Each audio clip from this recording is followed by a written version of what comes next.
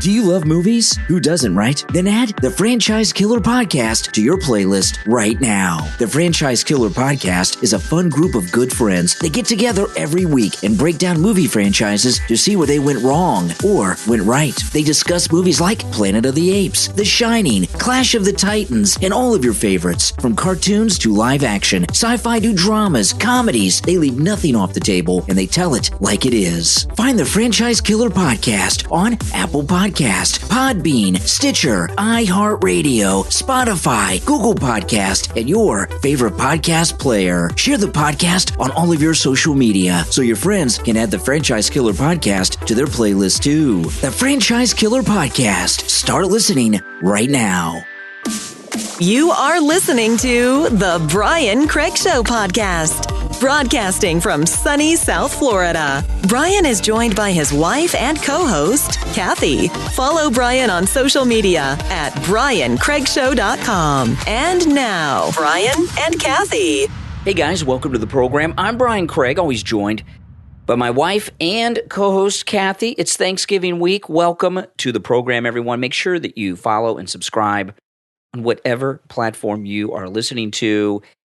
If you love Trump, you're going to love this show. This is the MAGA show of record, okay? Even the dog agrees in the background. The MAGA show of record. So if you're new here, welcome. And we got a lot to talk about today. All right, now, a couple weeks back, we were talking about this incredible special that Tucker Carlson put together. It's on the Fox Nation app, Patriot Purge.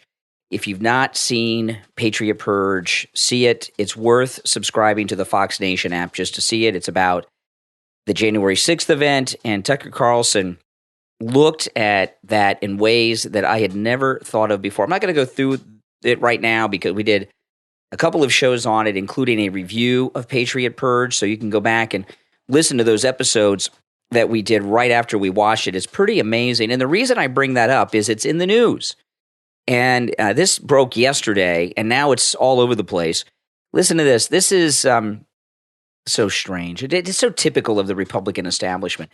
Now, I'm going to read this from Yahoo News. The trailer for Tucker Carlson's special about the January 6th mob. And again, I'm reading from Yahoo News. These are not my words. These are the words of Yahoo News. Okay, a bunch of Yahoos. The trailer for Tucker Carlson's special about the January 6th mob at the U.S. Capitol landed online October 27th. And that night, Jonah Goldberg sent a text to his business partner, Stephen Hayes. And this is the message that Jonah Goldberg sent to Stephen Hayes. Both of these guys are Fox News contributors. I'm tempted to just quit Fox over this. I'm game, Hayes replied. Totally outrageous. It will lead to violence. Not sure how we can stay. Now, Patriot Purge, this was like weeks ago now. And I'm going to ask all of you this question. Did any of you notice that Jonah Goldberg and Stephen Hayes left Fox News? And I'll tell you this. No. Jonah Goldberg I'm familiar with. Stephen Hayes. I don't know who they are. Yeah, I had to Google Stephen Hayes. And when I saw him, I vaguely recognized his face. How often are they on Fox? They were on quite a bit, but they're not, they're not people that stand out, I guess. Nobody noticed. So since they quit Fox and no one noticed, they got some press thing going, and like 3 weeks later, it's in the news because no one noticed. Wow. Now back to the Yahoo News. The full special, Patriot Purge, appeared on Fox online subscription streaming services. And last week, the two men, who are both paid Fox News contributors, finalized their resignations from the network. I don't know how much these guys were making, but a lot of these Fox News contributors that you see, they make six figures a year. These just by being contributors. Oh yeah, wow. Yeah, some of them make $400,000 a year and things like this. And I don't know what these guys were making, but they're Jonah Goldberg. Both of them are pretty establishment people. Yeah. So they're well known in those circles. So these guys make a lot of money as a Fox News contributor. It's not like they do it for free or they get paid a few bucks. And back to the story here. In some ways, their departure should not be surprising. It's simply part of the new rights mopping up operation in the corners of conservative institutions that still house pockets of resistance to Donald Trump's control of the Republican Party. Goldberg, a former National Review writer, there you go, and Hayes, a former former Weekly Standard writer. Yeah, see, these snobbish golf club Republican establishment publications that no one reads or ever read. They were stars of the pre-Trump conservative movement. They were really put up there, really high up. In the past, prior to Trump coming down the escalator, they clearly staked out their positions in 2019 when they founded the Dispatch, an online publication they described as a place that thoughtful readers can come for conservative fact-based news and commentary. Oh, boy. It currently has nearly 30,000 paying subscribers. Who'd pay for that? Their departures might have a few less. Yeah. Their departures mark the end of a lingering hope among some at Fox News. Strange as this is for outsiders to understand that the channel, Fox News, would at some point return to a pre-Trump reality that was also often hyper-partisan, but they kept some distance from Republican officials. Fox chairman Rupert Murdoch recently deplored Trumpism while acting as if Bloomberg's Tim O'Brien noted he didn't run the company, and it goes on. Good riddance. These are two never-Trumpers that are out at Fox News. If only Chris Wallace had left in protest too, I'd be celebrating today. Mm-hmm. But, this is the deal. The reason I bring this up about these guys. These are the third guys that quit because of Tucker. You remember the first? I mean, because of Trump. No, because of Tucker. Who quit because of Tucker? They said because of the Patriot Purge. Who else quit because of it? You don't remember? I do not. No, not because of Patriot Purge, because of Tucker. No. Shepard Smith. Was that because of Tucker? Yes. Oh, my That was goodness. because this is the third group. Oh. 3 guys he's gotten to quit. It's kind of like your early radio days when... Yeah. Yeah. Tucker Carlson, he's you think he loses sleep over this? He's purging the never-Trumpers. Exactly. Well, he's not losing sleep, trust me. Here's the thing, okay, with these guys. These Republican establishment people are the swamp that Trump is trying to drain. Yeah. And these Weekly Standard, National Review, snobby Republican bow tie wearing crowd like Tucker used to wear, bow ties. Yeah. They would rather the Republican Party be the minority party as long as they're at the top of the food chain in it. And what happened with guys like this, when Trump came down the escalator and we had the Republican primaries going on in 2015, they got behind Republican establishment people, whether it was Jeb or Ted Cruz or whoever, and they didn't get on board with Trump. And Trump became president, and like Ann Coulter, a lot of these establishment people were out, and now they want to be back in. And, Tucker Carlson, who's a bit controversial even among some MAGA people, Tucker Carlson has a very pro-MAGA worldview of everything that is going on. And these country club Republicans like these guys, they don't like it. And you hear what it says in this Yahoo News article. They were hoping to go back to a pre-Trump Republican Party. What? One where we lost all the elections? Exactly. And, yeah, exactly. Trump will always be, as long as he's alive, part of the Republican Party. Well, even after. And even after, exactly. He will always have a presence, whether he continues to run in politics or not. He will always have influence and a presence, and he has too many supporters. He just says they need him to get elected, these Republicans. And now I read that Mike Pence, which I don't understand this at all, why he thinks he has a political future, but he is planning on campaigning for the people that are running against Trump people. Yeah, the never Trumpers. You're going to have. Can you imagine? You're going to have his ex-vice president helping guys. That's only going to hurt their cause. They're crazy. Well, what came out, and this has been reported in multiple publications, that Mike Pence has had conversations with incumbent Republican governors that Trump is endorsing their opponent who's looking to unseat these sitting Republican governors and primary them out. Yeah. And Pence has it's been reported, multiple sources, that Pence has privately spoken with these governors and he's going to work on their behalf.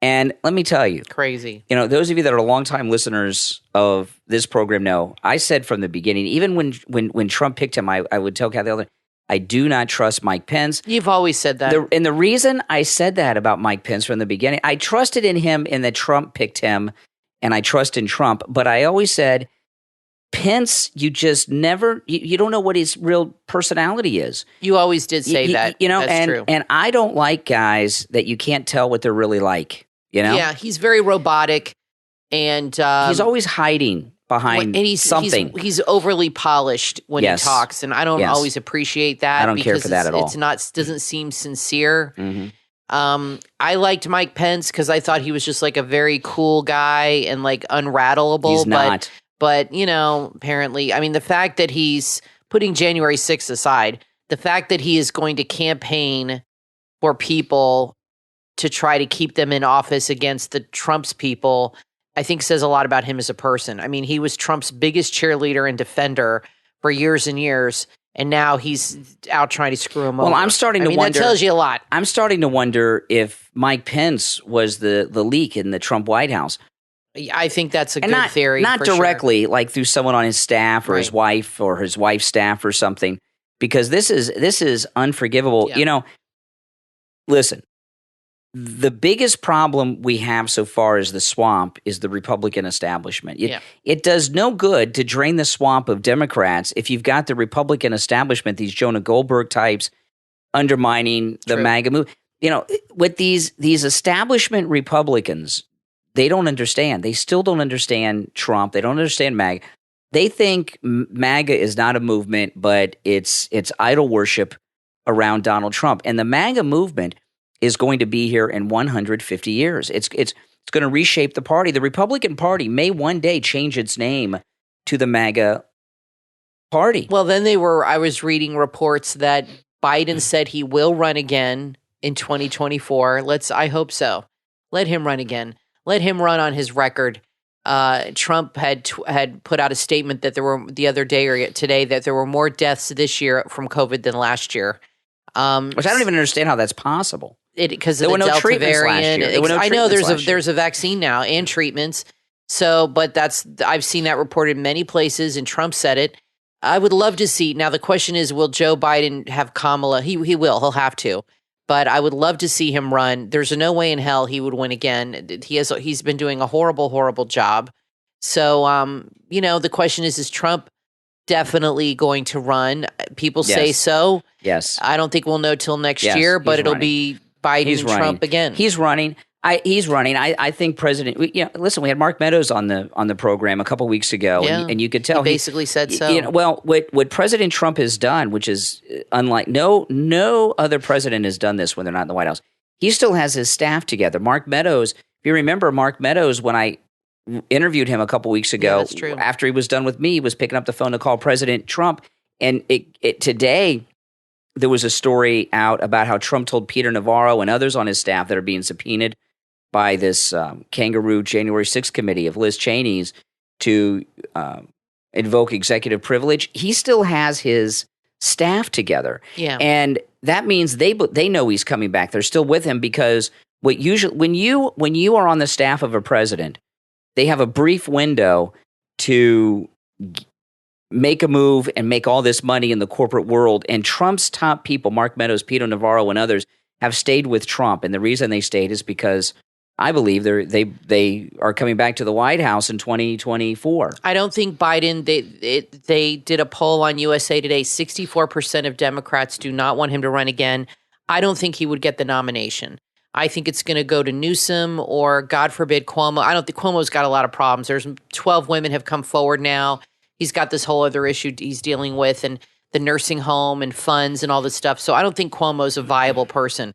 I think Newsom's going to run for sure. And I don't know what other Democrat can handle it. They really don't have anybody that's a standout in their party. But I don't think Biden would win the nomination. I think he's a disaster.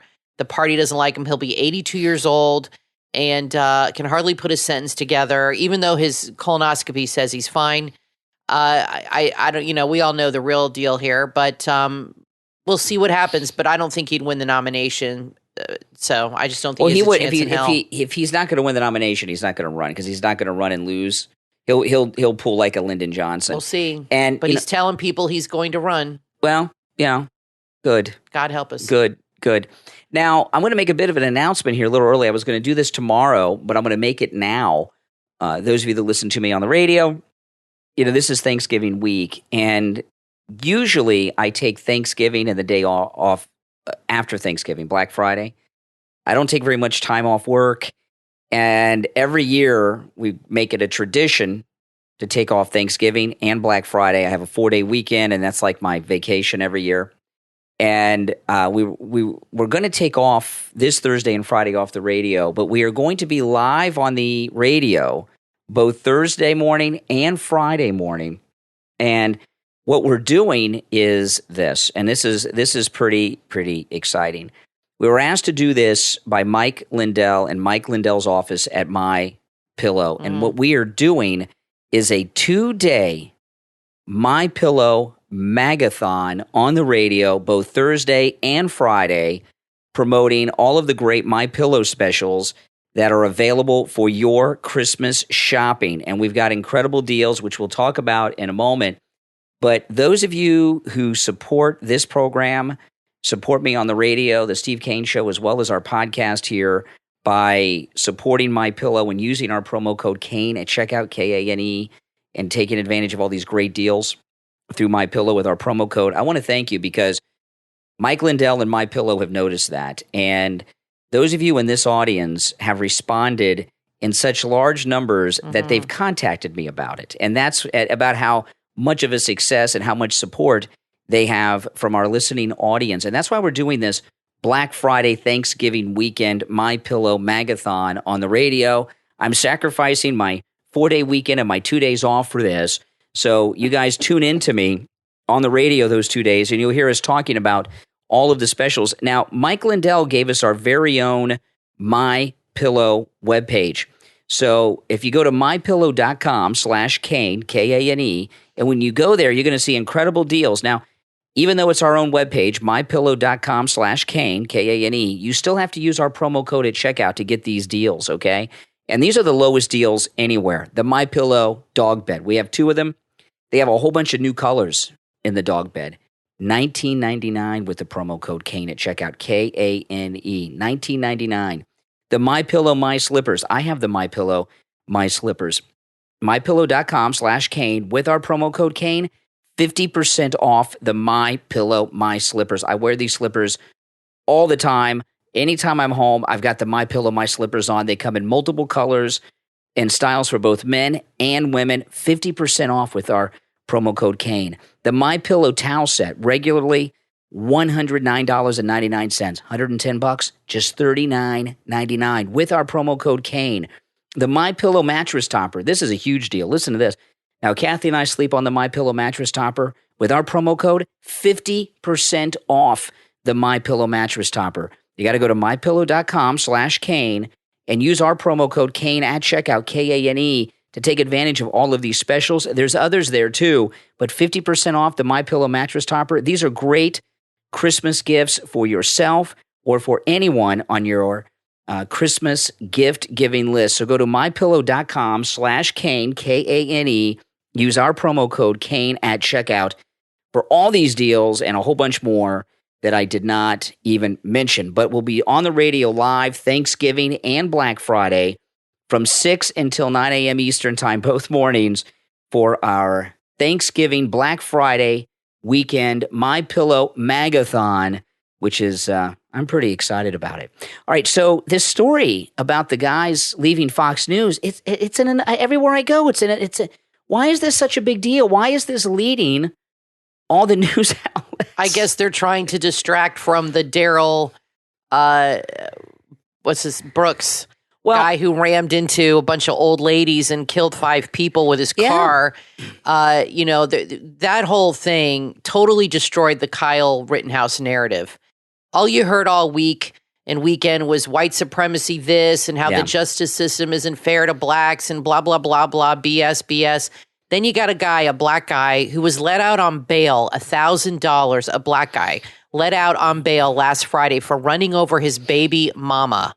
and they let him out. That's how he describes her, by the way. Right. He described her as his baby mama. But the justice system isn't fair to black people. Now, let me ask you, slow down on that, Kathy. Then he Stop for a second. takes his car and runs over a bunch of old ladies. Slow down there. Okay. So he ran over the mother of his child, which, by the way, he impregnated when she was a 16-year-old girl. Another model citizen from the left. So think about this. He ran over with his car the mother of his child.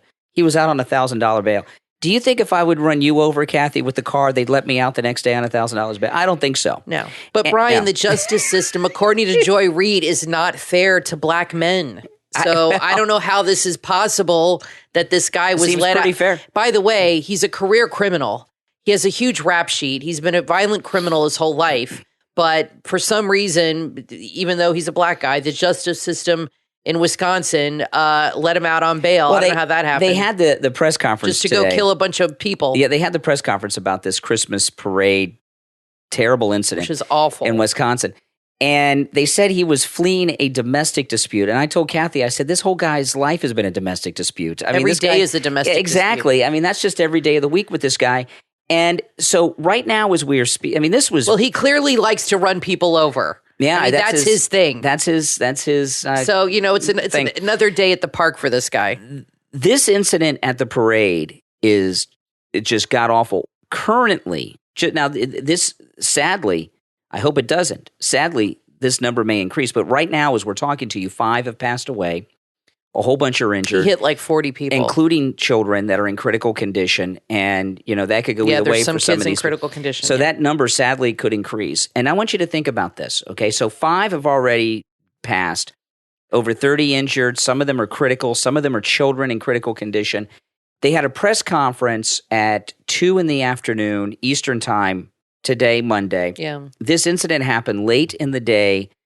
On Sunday. Yeah, like 4:30 and at night. Already the media have wrapped this up. Oh, he was having a dispute with his baby mama, and he didn't mean to hurt anybody, but he ran over all these people, and it's over.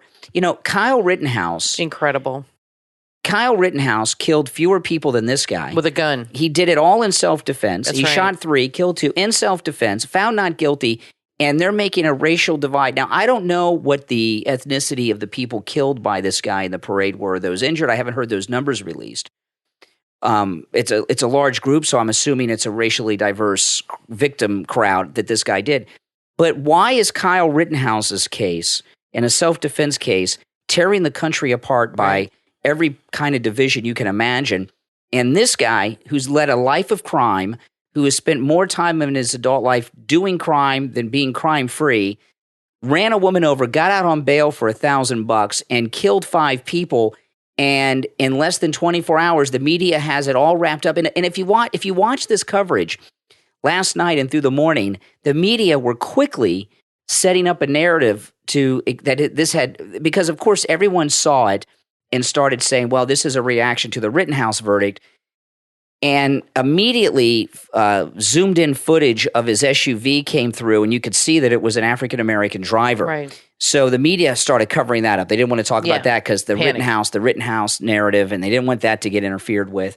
And then by the evening, we started getting details on this guy. Well, let's compare this to what happened in Charlotte, where Trump, they had that event with protesters, and a guy rammed his car and killed a woman. And remember, Trump said there were some good people there. And he said, and I'm not talking about the racist and white supremacist. Right. He said that. That was the rest qualified of the sentence his statement, and he disavowed and blah blah blah. That guy did the same thing. He killed one person tragically. Right, a totally different narrative than what you're getting here. A totally different narrative because this guy is black and the other guy is white, but it's a completely different story. Same scenario. This one's even worse because these were just people at a freaking Christmas parade. Well, these weren't even protesters or people out creating problems. These were families, children at a Christmas parade. You can't even go to a Christmas parade anymore without worried about getting killed. The Charlottesville incident with the car, where the guy ran over the protester in the car, instantly the media declared racial hate, Nazism, all this stuff. Yeah, but this guy, This guy, they've done nothing but make excuses since the story hit the news. And I'll tell you this, I don't buy this story that it had nothing to do with the Rittenhouse verdict. You mean to tell me, yeah, all of a sudden, Wisconsin, which is never in the news, is now the epicenter of all. It's Wisconsin. Two big events. Wisconsin is in the news so much. Let me tell you, this is a small town, Brian. This is not a big city town. Wisconsin's in the news so much. Something has happened in this country. Mostly, what goes on in this country is done based on Eastern Standard Time. That's the East Coast, because New York City, where the media are based out of, and Washington on the East Coast. Wisconsin's in the Central Time Zone. The country's news cycle has switched to Central Time. That's true. From East Coast time for the first time ever, because Wisconsin is such a center of activity. And you want to tell me, before the Kyle Rittenhouse story, and I'm thinking in my mind right now, and you guys think too, before the Rittenhouse story, and I'm talking about from last year and the trial, other than that, when has Wisconsin ever been the center of the national news? Never. And we've got two incidents that happened in 2 days of one another. When Paul Ryan couldn't win his own state. Yeah, maybe. I think that was the last time. So, no, but I'm serious. Wisconsin's never in the news. Never. And there's nothing can convince me that this was not some reaction. I think so. To the Rittenhouse verdict. Because first they said. I mean, it's literally 2 days later. Yeah, first they were saying last night, and this story doesn't seem to be true, is that he was fleeing some type of knifing incident. Like he was involved in some incident with a knife, and he was fleeing, and he took this escape route through the parade, down Main Street. Of every street, he's going down Main Street with the parade. That's disappeared. Now he was leaving a domestic dispute with the mother of his child. Now, I don't buy this either. No. I don't buy this either. I think this was a deliberate act in reaction to Rittenhouse. But the left, this is how they'll excuse it, okay? I'm waiting for this to happen. This is what they'll say. They'll say, well, Kyle, since he's white, had a privileged life. But this guy, because he's black, did not have that kind of privilege. So he had no other choice than to turn to a life of crime, because that's how they think all black people are, just criminals. Yeah. But that's what they'll say. That's how they'll excuse it in their mind, that Darrell Brooks is a victim. He's a victim of the system. He's a victim of not having privilege. So that's why he's the way he is. So we should feel sorry for him. But Kyle, who is a white guy, enjoys white privilege, and he's the monster. Yeah. That's how they honestly think in their head about this. It's true. All right, now listen, we're going to take a quick break. When we get back, there is a lot more to talk about. Do not go anywhere. I'm Brian, always joined by my wife and co-host Kathy. We'll be back right after this.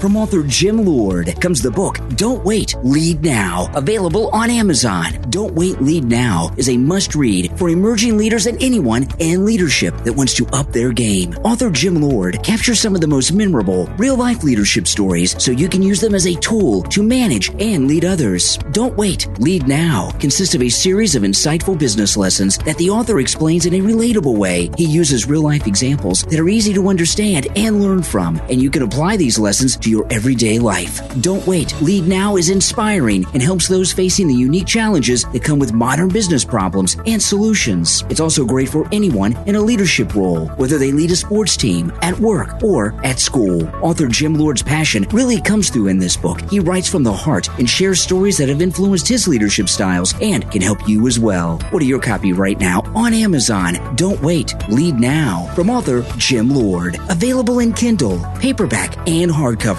Also visit the author's website, don'twaitleadnow.com.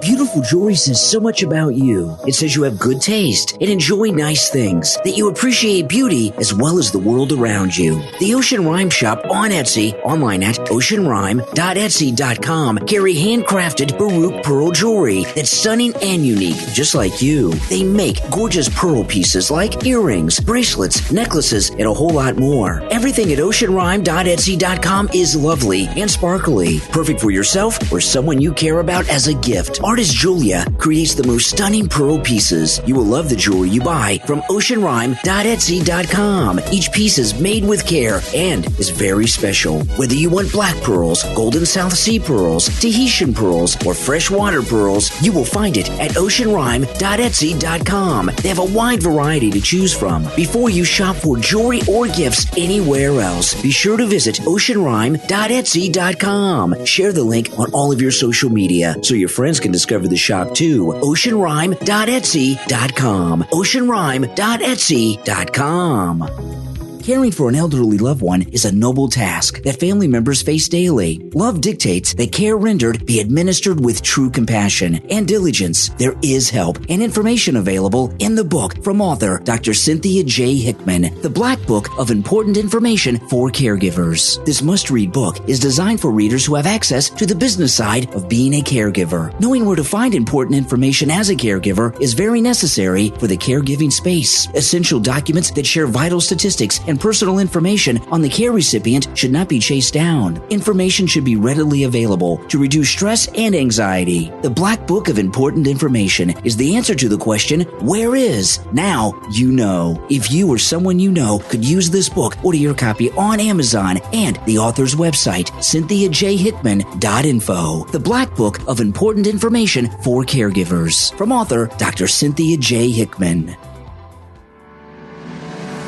From author and veteran Lex R. Brown comes the book Grit, Grind, Grow, a guide to conquering career transition, available on Amazon. Making a transition in life can be overwhelming, but Grit, Grind, Grow is designed to help you approach your career like an entrepreneur so that you are always adaptable and empowered to land bigger and better career offers quickly, frequently, and consistently. Each year, 250,000 members of the armed forces leave the military to reintegrate into the civilian workforce. Grit, Grind, Grow is written by a military veteran who has proven the information in this book firsthand and has empowered numerous others to replicate those successes. This is a must-read for transitioning military veterans, military spouses, those currently unemployed, recent college grads, professionals of color, seasoned professionals over the age of 50, and anyone else searching for solutions and seeking better results. Order your copy right now. Grit, Grind, Grow, a guide to conquering career transition, from author and veteran Lex R. Brown on Amazon. You are listening to the Brian Craig Show podcast, broadcasting from sunny South Florida. Brian is joined by his wife and co-host, Kathy. Follow Brian on social media at BrianCraigShow.com. And now, Brian and Kathy. Welcome back, everyone. I'm Brian, always joined by my wife and co-host Kathy. You know, as we're doing this show live, it's November 22nd, and I'm surprised. I haven't seen one reference to this in the news at all today. And before I tell you what it is, you guys out there in the listening audience, don't say if you know, Kathy, but November 22nd, what is the significance of November 22nd? Think about it. I'm shocked this hasn't been mentioned in the news, not even once. And that is, of course, the day President Kennedy was shot in Dallas, November 22nd, 1963. And I'll tell you, it says a couple things. You went to Dealey Plaza. Dealey Plaza and the Book Depository, which everyone should do. Yeah, you went there with my dad. You know, the Book Depository is a museum to President Kennedy, and when you get up there to the floor where Oswald was, it's a whole museum about the life of President Kennedy. And then that's good. You get to go up right next to, not right at, they won't let you right at it, but you get to go next to the window where Oswald was. Can you see it? Oh, yeah, you're right there. It's all, yeah, it's. How big is the room where he was in? It was a big room because it's like a whole floor of the building. It's pretty big. It's pretty big, but you said Dealey Plaza is small. You said it's really when I went to area. Dealey Plaza, I was surprised how small it was. I was expecting it to be very big, and the grassy knoll and all that. It's like a miniature.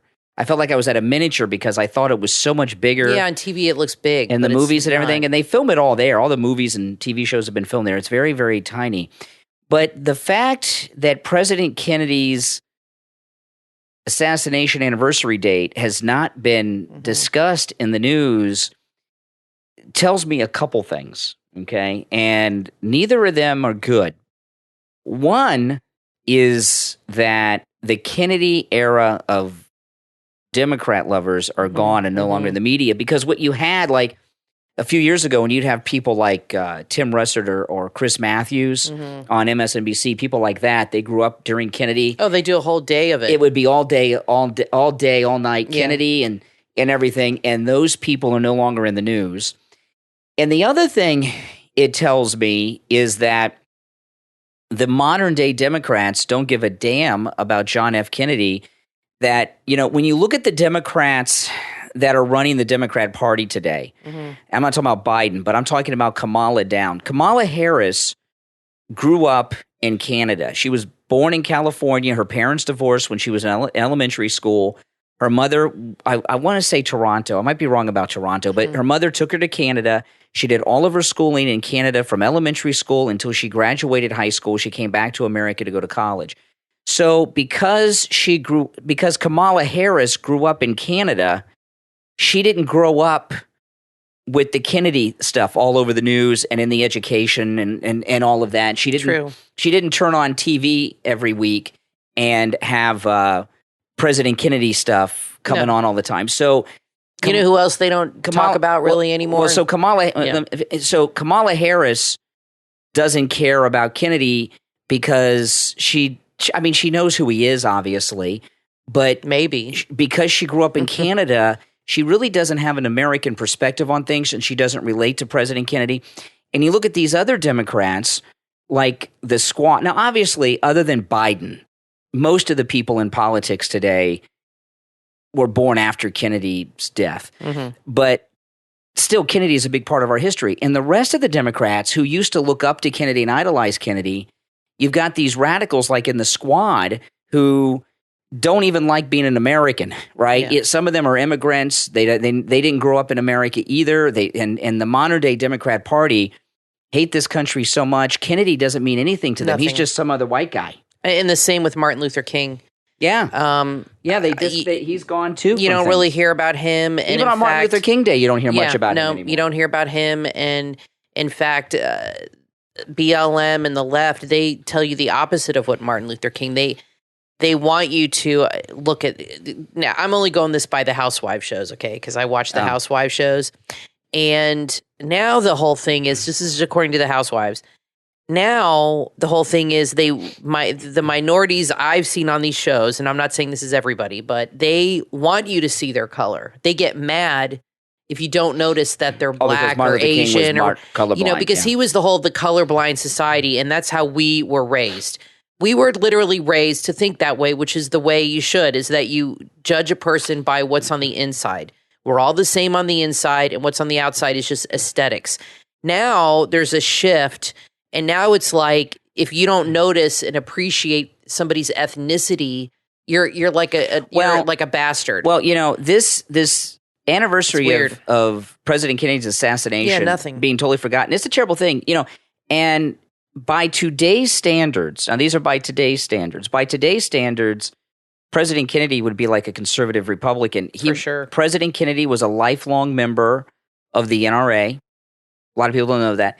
And, his brother, Ted Kennedy, when he first ran for the Senate in the 60s and even in the early 70s, Ted Kennedy ran for the Senate as a pro-life Democrat, which is, and President Kennedy was also he was pro-life because he's Catholic, although that wasn't really an issue during Kennedy's time. The abortion issue wasn't like a political issue. It was just illegal.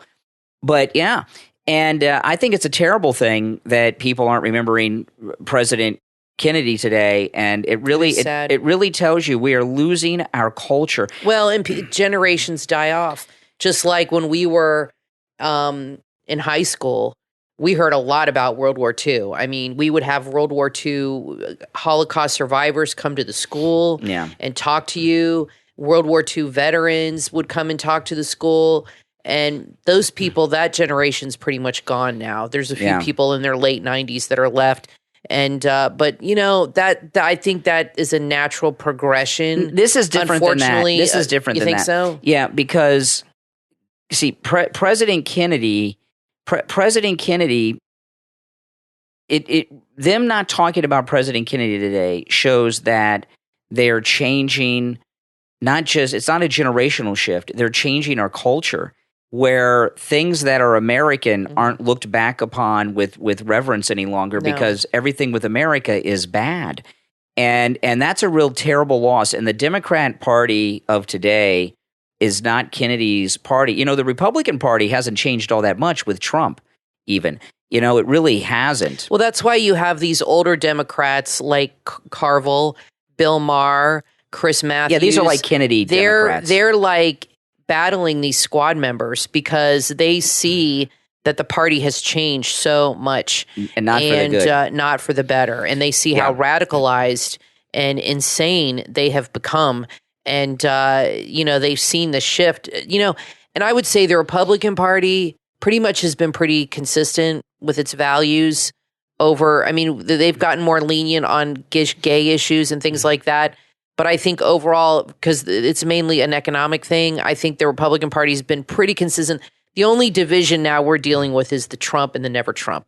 And that's such a, that's like a 90-10 split or a 95-5% split on that end. With the Democratic Party, I feel like the divide is much more even-sided. You have probably 30 to 40% that are radicalized, and then you might have 60% that are more old school. And the radicals are just pushing. And what you're going to see, unless you get some common sense people in there and get the crazies voted out, you're going to see a major change over the next generation in that party, even more so, because that's the road they're headed on. Well, things are with the left have changed a lot. Like this past year on September 11th was the first year that the 9/11 remembrances started to disappear. That's and true, yeah. MSNBC since 9/11 always ran their 9/11 live coverage from the Today Show in real time and MSNBC in real time. Yeah, they did. And they stopped doing that. I think they stopped doing it because Matt Lauer was in a lot of it because he was on the Today Show then.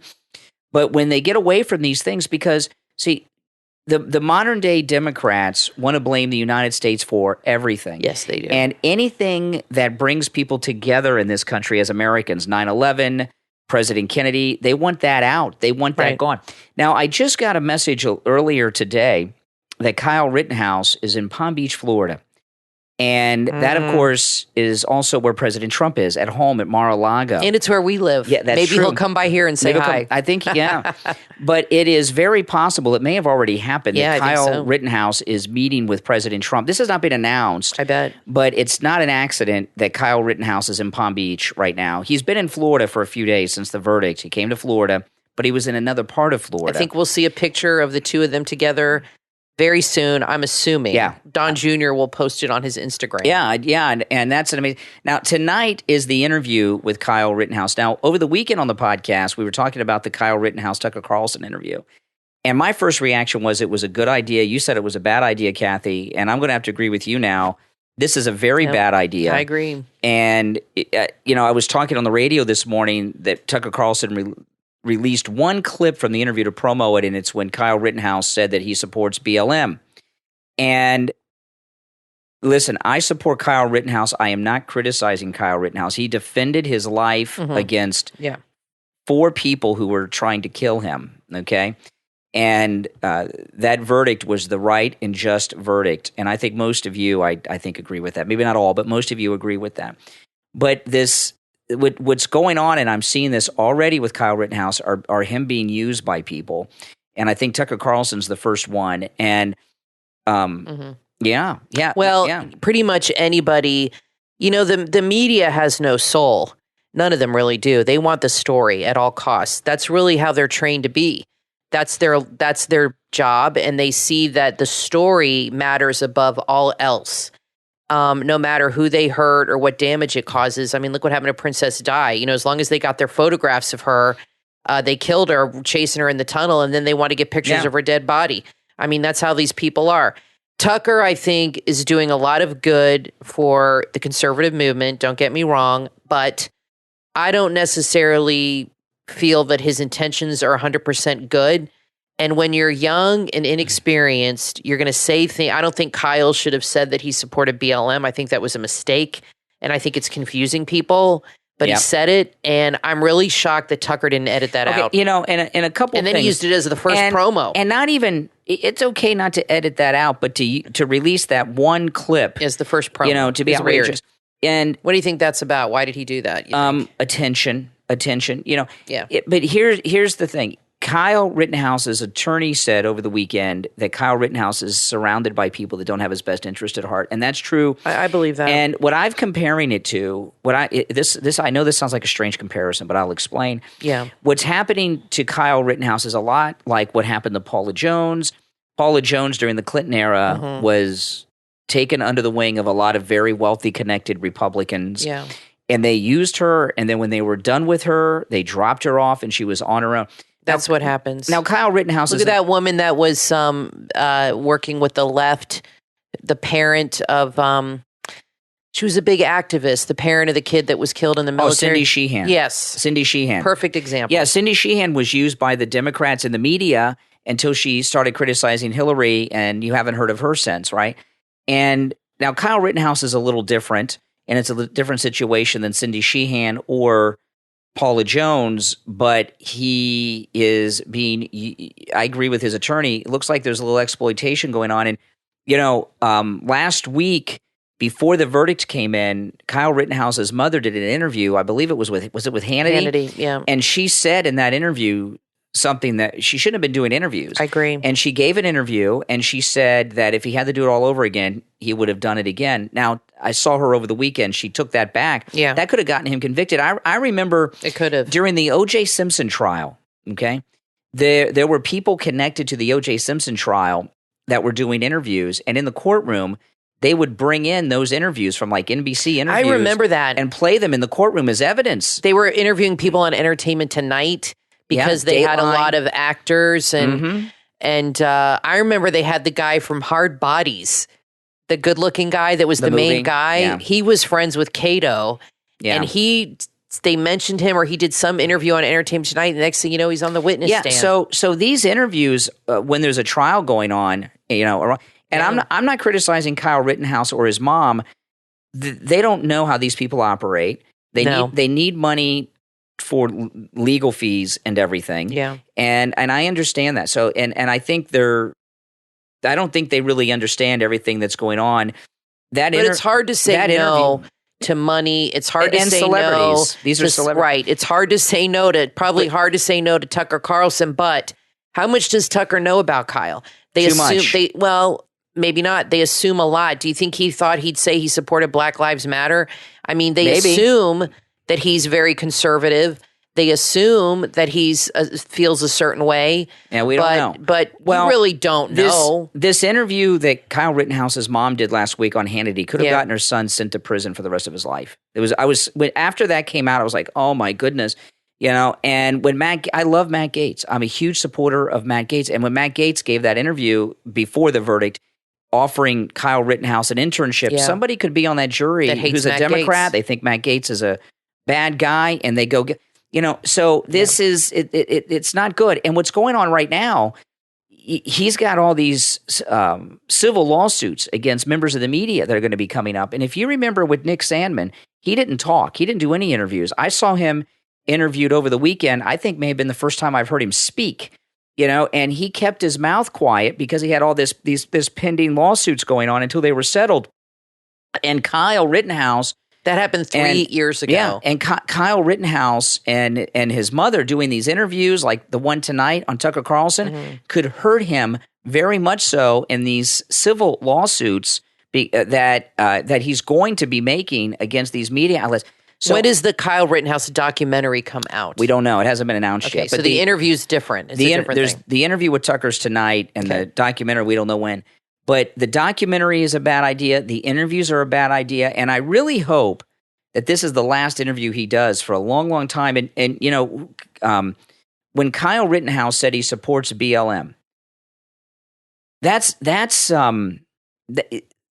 some people will say, well, he's trying to appease the left. You cannot appease the left. If you go to the left and you apologize to them, they tell you to F yourself, and then they want more. Look at Chris Harrison from The Bachelor. Yeah.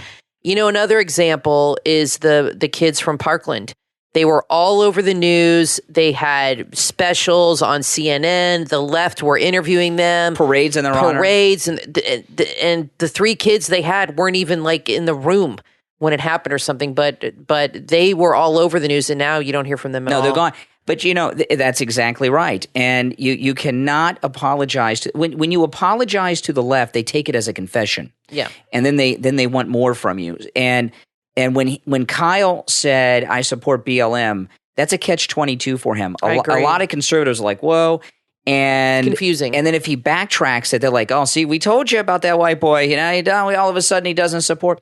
So I'm not saying that Tucker's a bad guy. I don't have a strong opinion on Tucker. I like a lot of his content, like Patriot Purge, which is spectacular. Yeah. But I don't know enough about his internal motivations to know what's going on here. Right. I just know that Tucker is under a lot of pressure. He's got the number one show, not just in cable news. Tucker Carlson has the number one rated show in the history of cable news. And remember, Larry King, that includes Larry King. Larry King had no competition. So that's a lot, and that's a lot of pressure. It's a lot to maintain. And so you have nowhere to go but down. When you're in a position like that, you start to get in a position where you may do all kinds of crazy things to maintain those numbers. And obviously, this Kyle Rittenhouse interview is the first interview of Kyle Rittenhouse.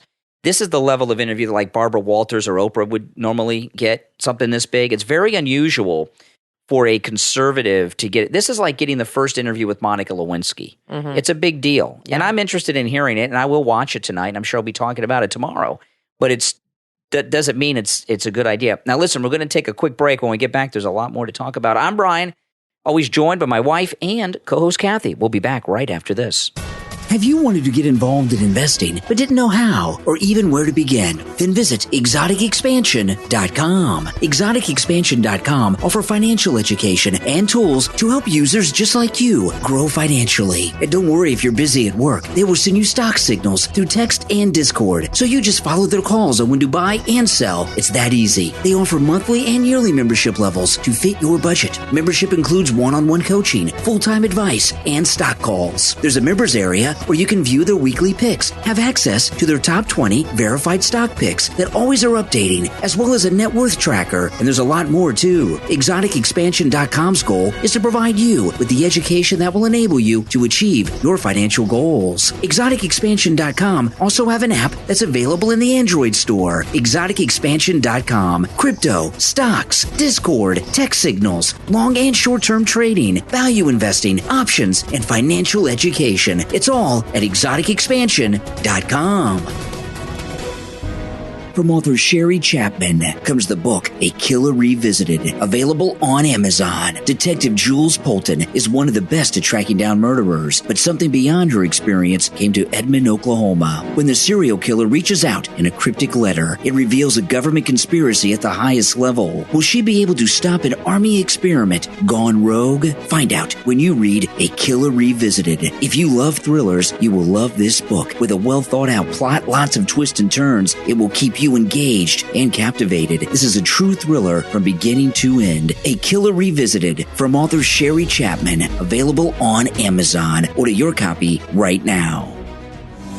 Imagine if you could combine your love of crypto with just about any vanity or lifestyle theme. Well, now you can at StellarShop.org. Stellar Shop brings themes to life in cryptocurrency and is the originator of vanity and lifestyle money in the new and exciting world of cryptocurrency. Align your money with causes you care about, like dolphins and sea turtles or anything in between. From Woodstock to medbeds, they have over 100 to choose from, so you can buy, sell, trade, or swap crypto on the Stellar XLM network. Stellar Shop also has over 20 charity themes that benefit from your usage. Grab your favorite Stellar wallet and join the revolution and the future of money through blockchain quantum finance. Stellar Shop also sets up custom-made business crypto and payment systems for any business. Get in on the crypto craze, and maybe you can be the one telling that next crazy crypto story. Visit StellarShop.org today for vanity and lifestyle crypto assets. That's StellarShop.org. Gift giving is a nice way to show how much you care, but what's even better are gifts that are personalized. At ZippyCustom.com, customize your products the way you want. They have t-shirts, hoodies, phone cases, caps, mouse pads, backpacks, items for the home, and so much more. You can customize everything using your own photographs, text, colors, frames, effects, and that's just some of the custom options. Personalization is what makes their items truly unique, whether you're shopping for yourself or someone you care about, or maybe your employees. ZippyCustom.com has an amazing selection that you will love, and your satisfaction is their top priority. Everything at ZippyCustom.com is of the highest quality at the best prices. Right now, they're offering 50% off your first order, and free shipping is available. That's right, free shipping. ZippyCustom.com. It's time to customize your products. ZippyCustom.com. You are listening to the Brian Craig Show podcast, broadcasting from sunny South Florida. Brian is joined by his wife and co-host, Kathy. Follow Brian on social media at briancraigshow.com. And now, Brian and Kathy. Welcome back, everyone. I'm Brian, always joined by my wife and co-host, Kathy. I'm not going to play the audio because I don't want to hear her voice, but it's Whoopi Goldberg still says that Kyle Rittenhouse committed murder despite his acquittal, and she's very upset about it. You know, I was always a fan, before she got on The View, of Whoopi Goldberg, and I know a lot of you think that's crazy. Whoopi Goldberg used to be a comedian, and she was very funny. And back in the 80s, she would do stand-up specials on TV. Mm-hmm. It was very funny. And a very good actress. She used to do something now that they wouldn't allow. It's called racial appropriation. She used to do this thing in her stand-up act where she would do like a California Valley Girl thing. Yeah, Can't do that anymore, Whoopi. No. And she used to make movies that were funny. I went and saw her in Burglar. Remember Burglar with Whoopi Goldberg? I saw that in the theater. Who saw Burglar in the theater? Well, I liked her in Ghost, and she was great in Color Purple. She was, she's a great actress. That's a great movie. She was great in The Color Purple. She won the Oscar for Ghost. And of course, I'm a Star Trek fan. I'm a Trekker, and she was Guinan in Star Trek The Next Generation. And, and actually, she was a big movie star, and she was a Star Trek fan and went to them and asked to do that part. She got the Oscar for Ghost while she was doing Star Trek. I remember that. And she kept doing it. So that, but then she got on The View, and like everything else, that happens with The View, it's a coven, and it's a poison plays. And what it is, it is an awful show. It's just a poison play. Horrible show. And what Whoopi Goldberg is talking about is really, and she should really be ashamed of herself. What she's talking about is a lynch mob. We don't like Kyle Rittenhouse. We don't want to support him. And regardless of the jury verdict, we still think that he should be tarred and feathered. You've got to respect the jury system. The jury system is the best system we got. It's not perfect. Sometimes people like O.J. Simpson, who are guilty of murder, go free. Casey Anthony. Yep. George Zimmerman. Exactly. These things happen. But in this case, it was clearly self-defense. And I'm sorry that there's a lynch mob out there. Luckily, there was video evidence, because if there was not video evidence, there might have been a very different outcome. There would have been. But because actual the Antifas video. would have lied. Exactly. They had actual video. And there was one guy who testified, and his testimony at first contradicted the video. And then once they showed the video where you could see the gun to Kyle's head, he had to tell the truth. Yeah. But if there was never that picture or that video, then he would have just kept with his false narrative. So yeah. A strange story today, and this was on Fox News, the Lincoln Project. Okay, you guys know the Lincoln Project. The anti-Trump people. This is in Fox News. The Lincoln Project, the fiercely anti-Trump group that reviles the former president as a dangerous authoritarian, revealed last week its goal is to get Trump to run again in 2024.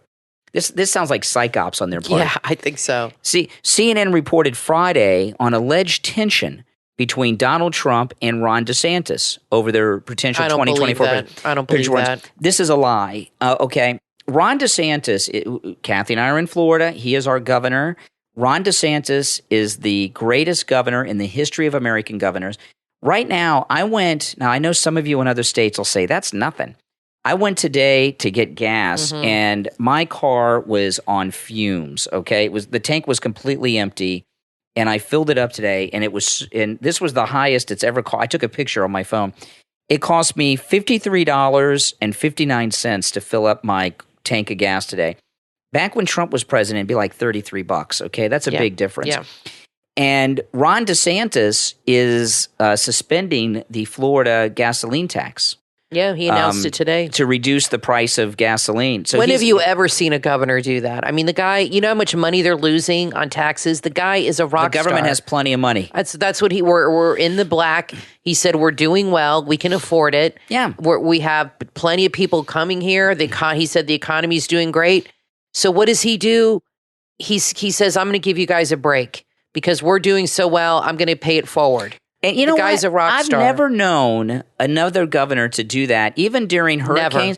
Never. When we have hurricanes coming, and we haven't had a major hurricane hit our part of Florida since Ron DeSantis has been governor.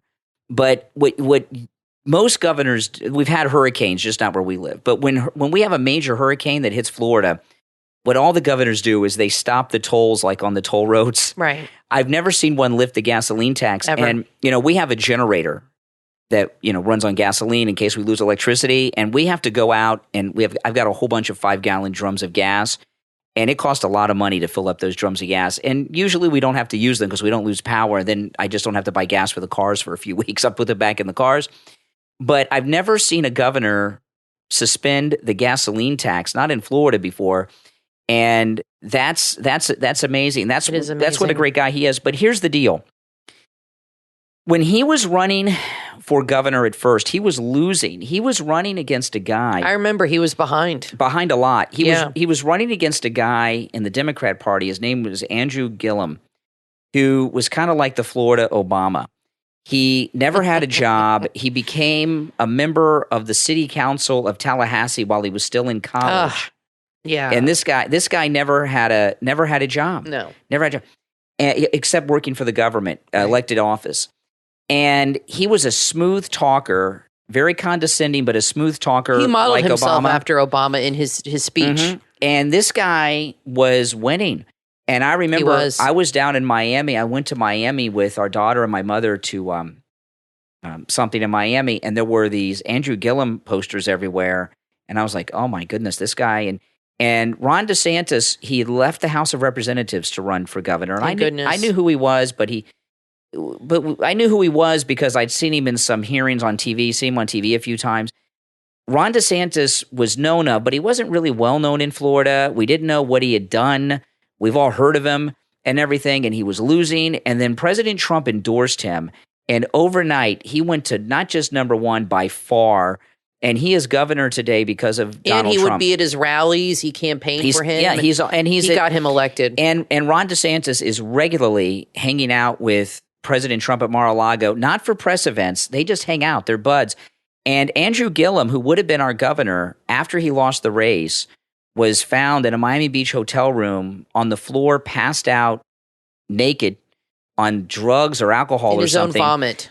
Yeah, and in the bed, he was on the floor, and in the bed was a male prostitute who had overdosed on some drugs. And his wife stayed with him. And after that guy would have been our governor if it wasn't for Donald Trump. And Ron DeSantis and President Trump are as tight as two people could possibly be. If Gillum was governor, we'd probably still be on lockdown. Florida would have been the last state. Joking.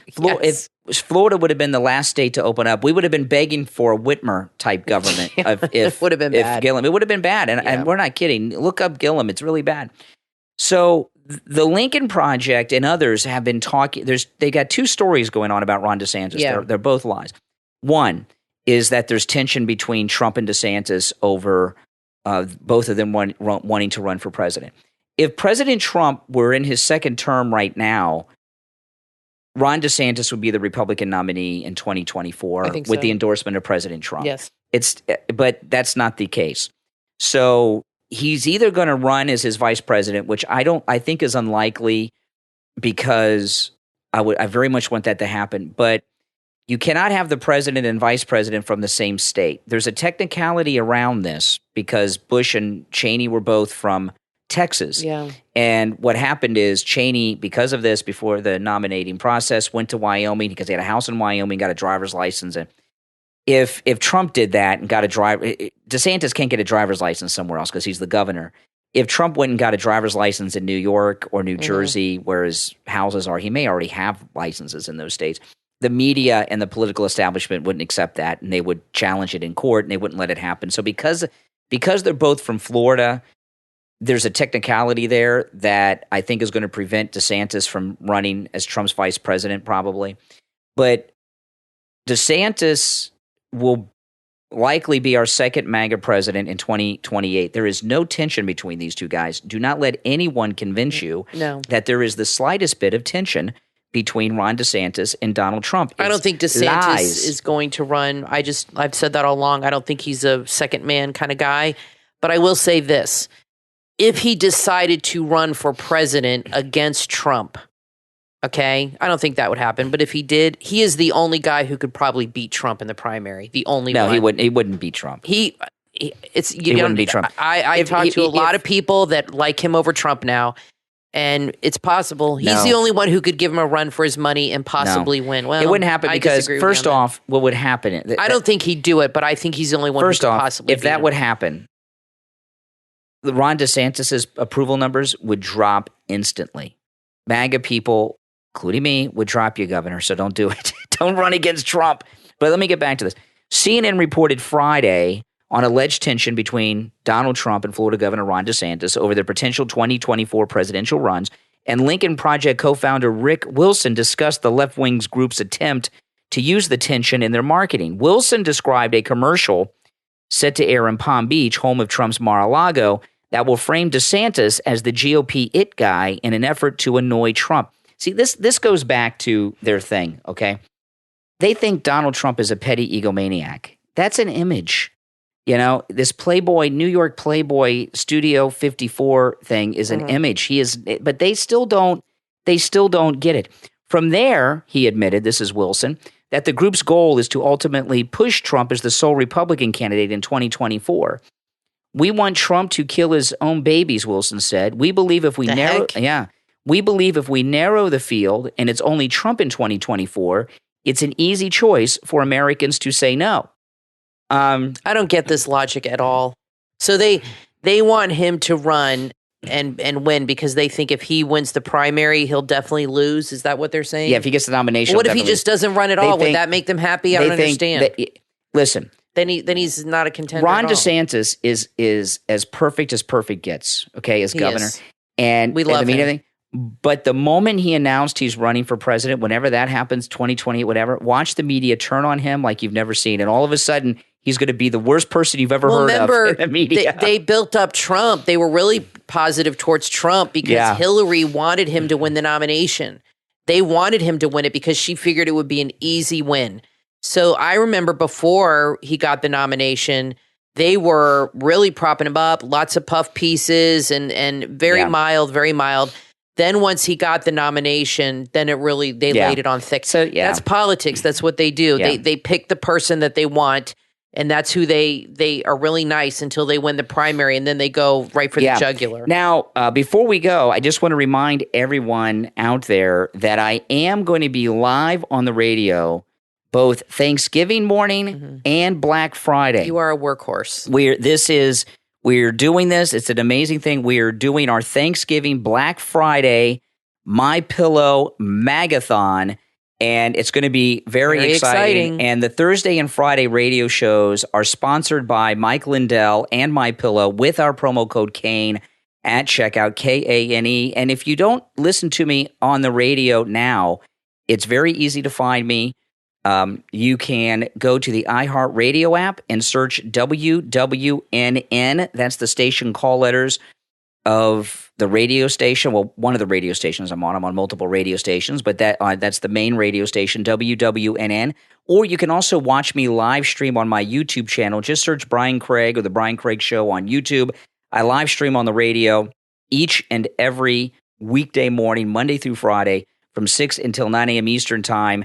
And our My Pillow Magathons, of course, Thursday and Friday, Thanksgiving and Black Friday, will be live streaming on YouTube as well. And you are all invited to support us and support My Pillow. It'll be a lot of fun. Now, I want to thank all of our Patreon supporters for their support of the program. Thank you so much, everyone. And, the support of our Patreons, it helps a lot and it means a lot. And I want to thank all of you for that. And our top Patreon supporters get a live on-air thank you on each and every episode. I want to thank Andrew and Connie, Christine, Gary, ETW, Chuck, Rich, Nick, Pamela, Dee, Rick, Paul, and Jacqueline.